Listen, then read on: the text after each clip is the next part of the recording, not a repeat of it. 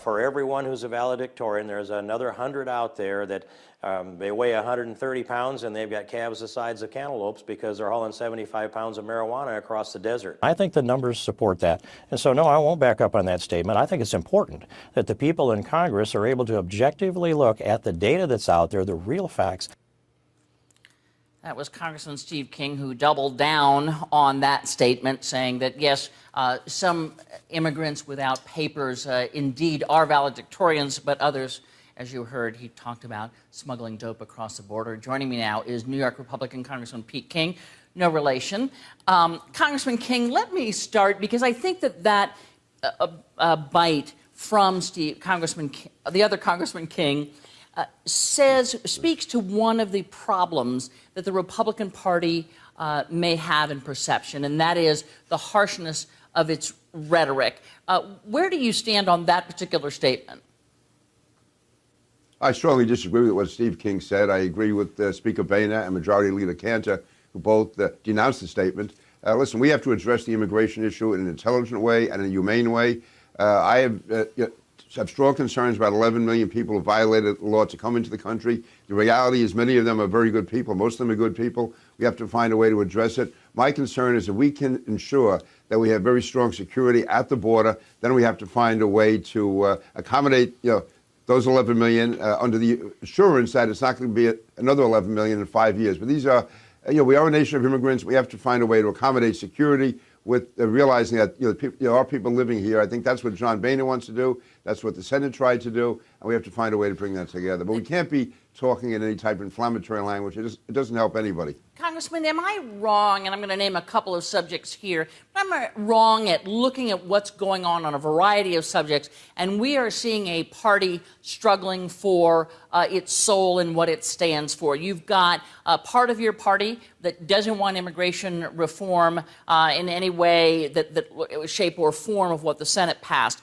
You have a party that was split on whether to bring down some of the money given to the NSA, given the kind of surveillance that it's doing. You have a party that's split on how to approach the debt ceiling, which is coming up. Should you demand more cuts before you raise the debt ceiling?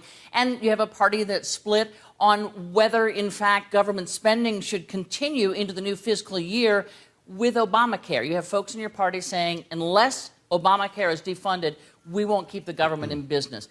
Aren't those all signs of a party that's really split? Well, a healthy debate can be good, but for instance, one of the issues you mentioned there about the NSA, I thought it was absolutely disgraceful that so many Republicans voted to defund the NSA program, which has done so much to protect our country. This is an isolationist streak that's in our party. It goes totally against the party of Eisenhower and Reagan, Bush. I mean, we are a party of national defense. We're a party who did so much to protect the country over the last 12 years. Where's the real Republican Party? Which one of those? Where's the real Republican Party?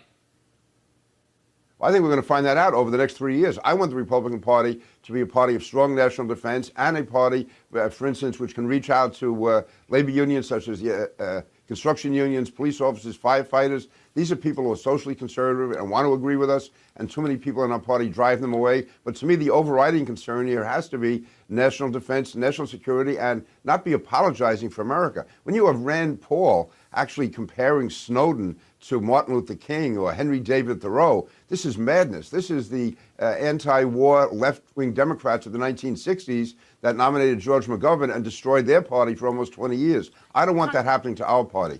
Congressman, there have been two statements made by various Republicans. One is that if Congress does not pass some kind of major immigration reform, it cannot re-win the White House. And the other is if Republicans in the House shut down the government because they want to defund Obamacare, it will ruin the Republican Party. Do you agree with both those statements? I don't know if it'll ruin the Republican Party. First of all, on the second one, we should not be closing down the government under any circumstances. That doesn't work. It's wrong. And, Obamacare passed. We have to try to defund it. We have to try to find ways to repeal it. But the fact is we shouldn't be using it as a threat to shut down the government.